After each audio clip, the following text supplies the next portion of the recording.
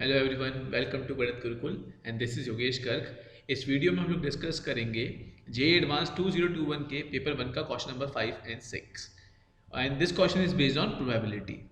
तो इस क्वेश्चन में what we have, three numbers are chosen at random, one after another with replacement, right? So let us say you choose one number, right? Then you observe that number and then you replace it. You put it again in the sample box, right? And then pick another number. So that's the process from the set 1 2 3 till 100. So is set S say you have to choose three numbers and one after another with replacement. Let P1 be the probability that maximum of chosen numbers is at least 81. So it's a bit twisted language. Probability, let the P1 be the probability that the maximum of chosen numbers is at least 81. इसका मतलब क्या है? And then P2 be the probability that minimum of chosen numbers is at most 40. Language थोड़ी twisted है ना? सो P1 देखो, probability क्या होती है? Total number of outcomes denominator में आता है, तो वो तो आपका 100C3 रहेगा। टोटल नंबर ऑफ आउटकम्स आपका क्या रहेगा? 100C3 या फिर 100 का क्यूब, वो वन आफ्टर अनदर है, it's not 100C3। Total number of outcomes will be, total number of outcomes are 100 cube, क्योंकि आपने पहले एक नंबर चूज किया, वापस रख दिया सेट में, फिर दूसरा नंबर चूज किया, तो 100 क्यूब होगा total number of outcomes, right? But P1 के फेवरेबल केसेस क्या होंगे? फेवरेबल आउटकम क्या होंगे P1 के लिए? Maximum of chosen number is at least 81। क्या मतलब क्या है इस बात का? Maximum of chosen number is at least 81। तीन नंबर जो चूज कर रहे हो उसमें जो मैक्सिमम हो, सबसे बड़ा हो, वो कम से कम 81 होना चाहिए।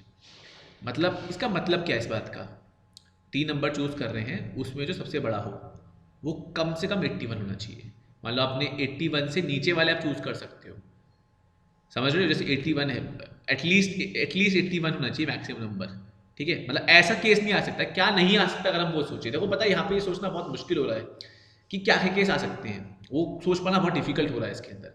81 से बड़े ले नंबर्स और वो दोनों क्या हो सकते हैं, बहुत एक दिमाग के अंदर इसमें प्रॉब्लम क्रिएट हो रहा है। लेकिन अगर हम सोचें कि क्या नहीं हो सकता है, तो दोस्तों ये नहीं हो सकता है कि आपके तीनों नंबर 80 तक जाएं। ये नहीं हो सकता है। तीनों बार 80 आए, वहां तक नहीं जा सकते, ये नहीं हो सकता है। और इससे नीचे वाले सारे केस नहीं हो सकते हैं। मतलब आपका एटलीस्ट एक 81 मैक्सिमम जो हो वो 81 जरूर हो, ठीक है? उससे बड़े वाले सब पॉसिबल है, अलाउड, लेकिन ये पॉसिबल नहीं है। 80 वाला सिनेरियो पॉसिबल नहीं है। 80 79 वाला सिनेरियो पॉसिबल नहीं है। 79 वाला नहीं है। तो इसके नीचे सारे सिनेरियो नॉट पॉसिबल है। तो हम ये बता सकते हैं कि P1 का कॉम्प्लीमेंट क्या है। और अगर हम ये बता सकते हैं कि P1 का कॉम्प्लीमेंट क्या है, तो P1 निकालना मुश्किल नहीं है। देखो P1 कॉम्प्लीमेंट क्या हो जाएगा, या नंबर ऑफ अनफेवरेबल आउटकम्स क्या हो जाएगा? नंबर ऑफ अनफेवरेबल आउटकम्स कितने होंगे? नंबर ऑफ अनफेवरेबल आउटकम्स, सी 80 से ऊपर नहीं जा सकते आप, तो 80 आपका मैक्स लिमिट हो गया इसके अंदर। P1 कॉम्प्लीमेंट की बात करो, 80 से नीचे की बात करो, तो कितने नंबर हैं? 1 से लेकर 80 तक आप जा सकते हो। तीनों के लिए ही 1 से 80, पहले वाले की पॉसिबिलिटी, सेकंड वाले के लिए भी 1 से 80 पॉसिबिलिटी, थर्ड वाले के लिए भी। तो P1 कॉम्प्लीमेंट पता क्या आएगा? Favourable outcomes, it will be 80 cube upon 100 cube. Fine, and you can write it as 4/5 whole cube. This is your P1 complement, but we need to find P1। So P1 will be equal to 1 minus P1 complement, and that is 1 minus 4 cube upon 5 cube, and that will be 5 cube minus 4 cube upon 5 cube. Fine, and we can simplify this.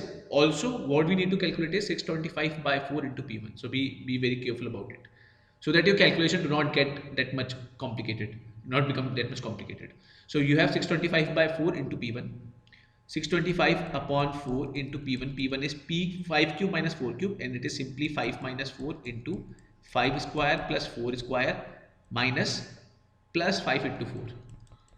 And in denominator you have 5 cube, that is 125. 125 will eliminate 625 in 5. This is 1. And 5 square 25 plus 16, 41. 41 plus 20, 41 plus 20, 61. So we have finally 61 into 5, and that is 305, right? So 305 by 4. Let's calculate it. It is 28, right? 25, then 76, and point 1, it will be point 1.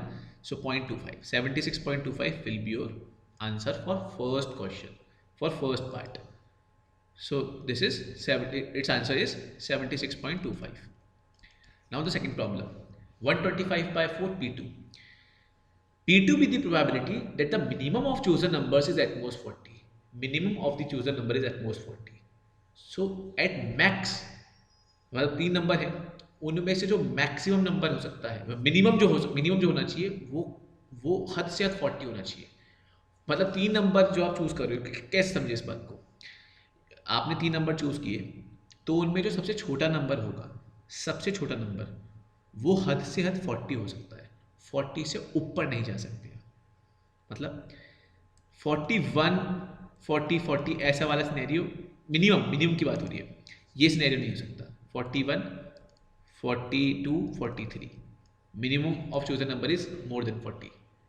तो ये अब कैसे सोचें, इसमें बहुत सारी possibilities है, इसको कैसे एक्सप्लोर करें.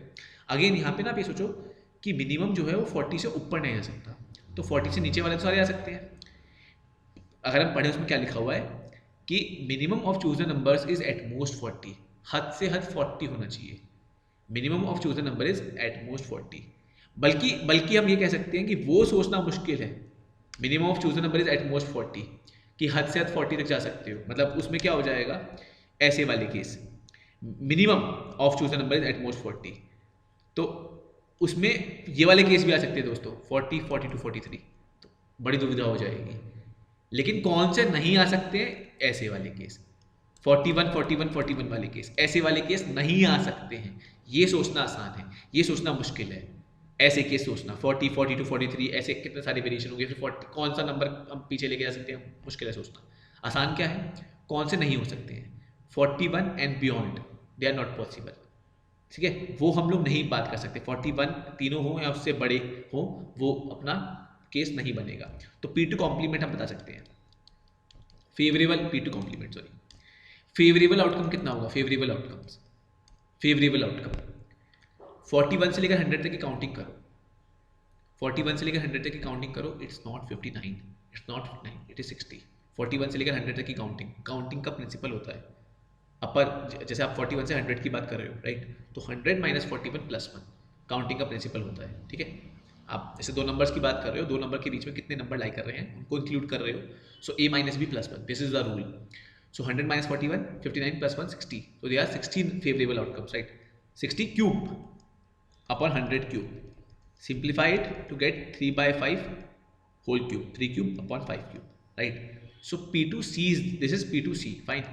P2 will be 1 minus P2C, and that will be 1 minus 3 by 5 whole cube, 3 cube upon 5 cube, and this is 5 cube minus 3 cube upon 5 cube.